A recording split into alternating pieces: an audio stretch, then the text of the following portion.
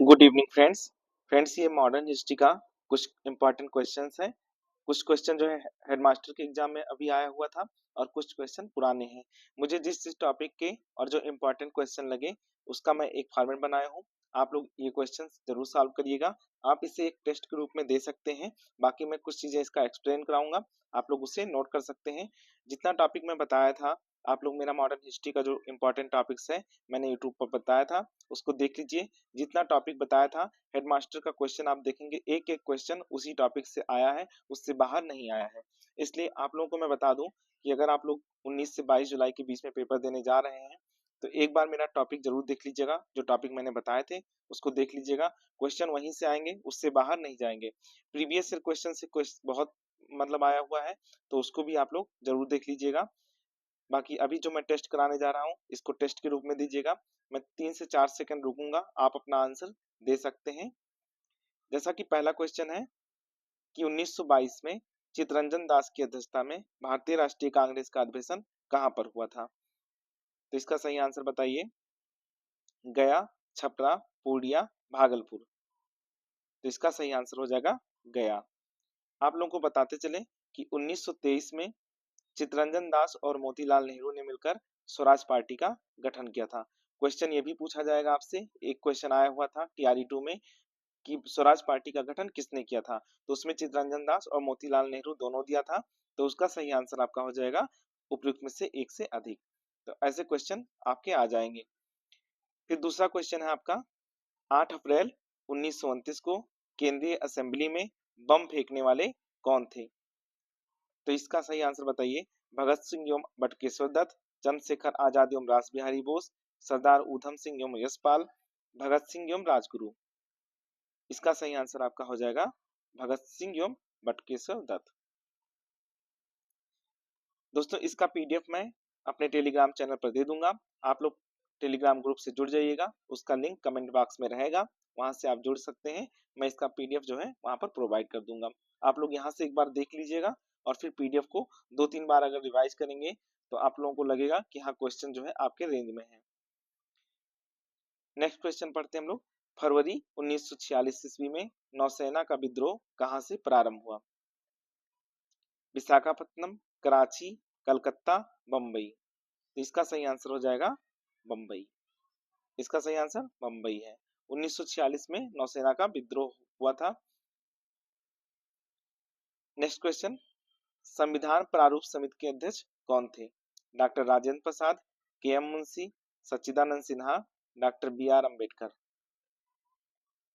तो इसका सही आंसर हो जाएगा आपका doctor B R Ambedkar.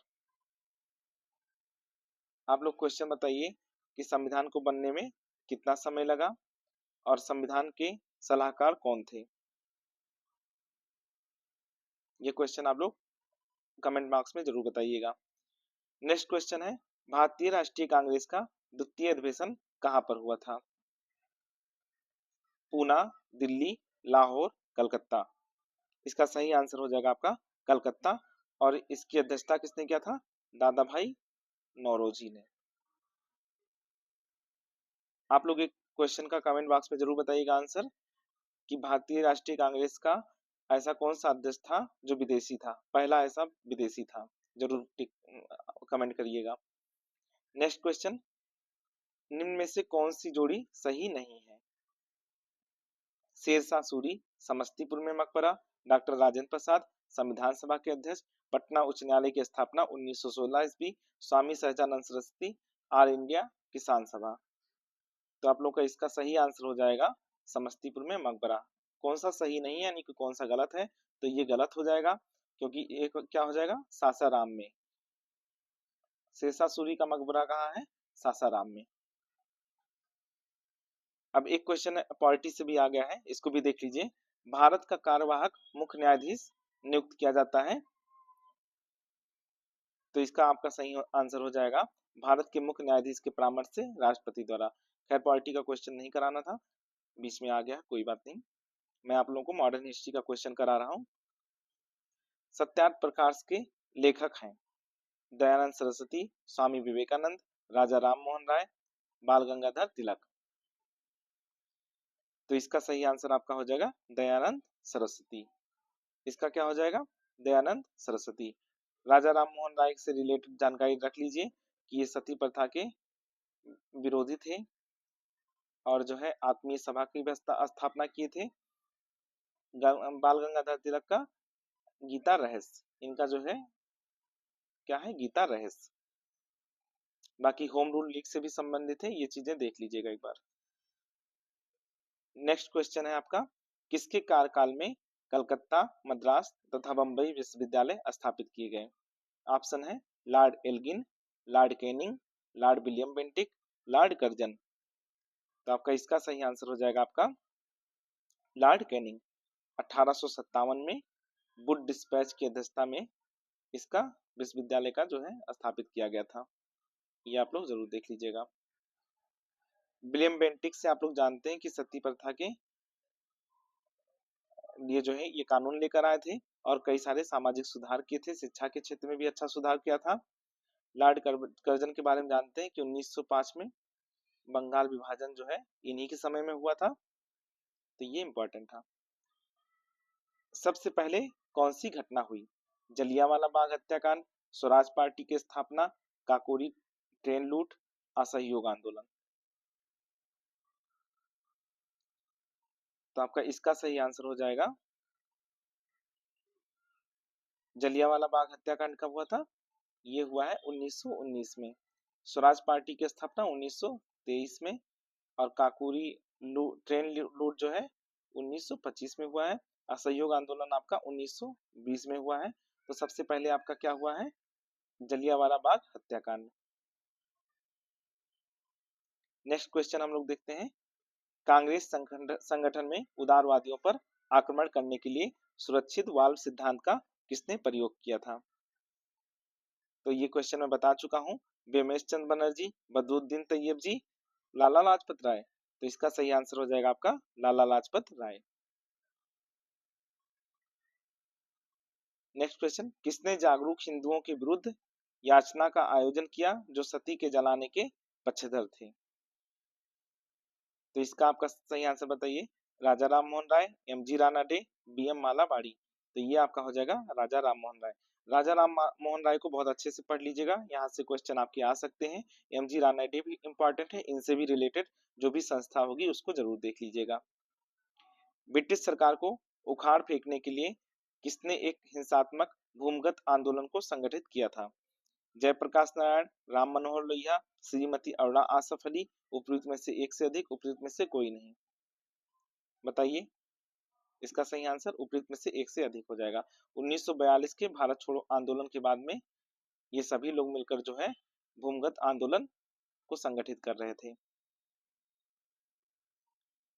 Next question, किस कांग्रेस अधिवेशन में ये निर्णय लिया गया कि प्रत्येक वर्ष 26 जनवरी को स्वतंत्रता दिवस मनाया जाएगा?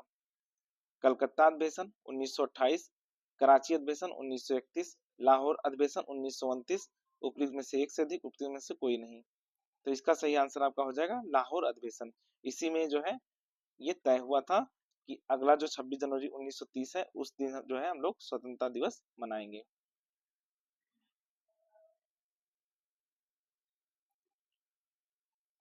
नेक्स्ट क्वेश्चन है, किसने कहा कि बंगाल विभाजन के बाद ही भारत में वास्तविक जागरूकता आई? तो इसका सही आंसर है आपका महात्मा गांधी।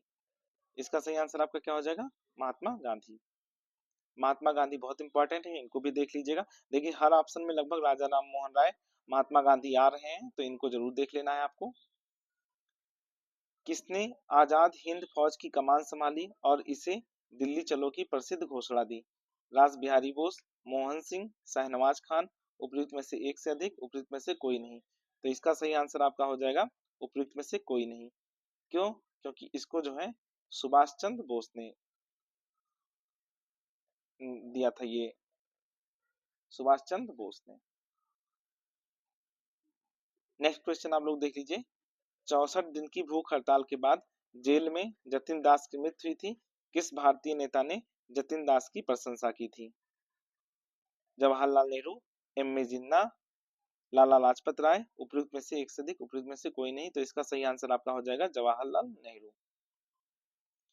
देखिए हमने आप लोग से बताया था कि 1857 से लेकर 1947 का जो टाइम पीरियड है ये बहुत इंपॉर्टेंट है, और उसमें भी सबसे ज्यादा इंपॉर्टेंट क्या है, तो वो है गांधी जी के समय जितने भी आंदोलन हो रहे थे वो इम्पोर्टेंट है। बाकी क्रांतिकारी आंदोलन यानी 1905 से लेकर 1947 तक का हिस्सा।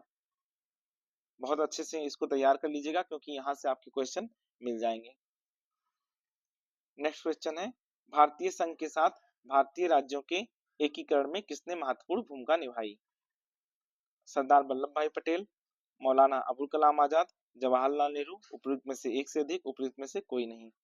तो इसका सही आंसर आपका हो जाएगा सरदार वल्लभ भाई पटेल। सरदार वल्लभ भाई पटेल को बिस्मार्क की संज्ञा दी जाती है क्योंकि बिस्मार्क ने जो है जर्मनी का एकीकरण किया था और सरदार वल्लभ भाई पटेल ने लगभग भारत का एकीकरण किया है। नेक्स्ट क्वेश्चन, भारत हमारे जीवन से एक प्रकाश चला गया है और चारों तरफ अंधेरा ही अंधेरा है, राष्ट्रपिता अब नहीं रहे, महात्मा गांधी की मृत्यु पर ये शब्द किसने कहे? तो एक ये स्टेटमेंट और एक ये जब भारत आजाद हुआ था उस रात में जो स्टेटमेंट था वो बहुत इंपॉर्टेंट है, और दोनों स्टेटमेंट आप लोग बताइए किसके हैं? सरदार वल्लभ भाई पटेल, मौलाना अबुल कलाम आजाद, जवाहरलाल नेहरू। तो आपका सही आंसर हो जाएगा जवाहरलाल नेहरू। बाकी ये क्वेश्चन हम लोग देख चुके हैं। तो दोस्तों इतना था, ये 29-30 क्वेश्चन जो भी रहा हो इसको जल्दी जल्दी मैंने खत्म करने का प्रयास किया कि आप लोग को कुछ क्वेश्चन मिल जाए जो कि आप लोग टेस्ट के रूप में दे सकें। बाकी इसका पीडीएफ मैं जो है अपने टेलीग्राम चैनल पर दे दूंगा।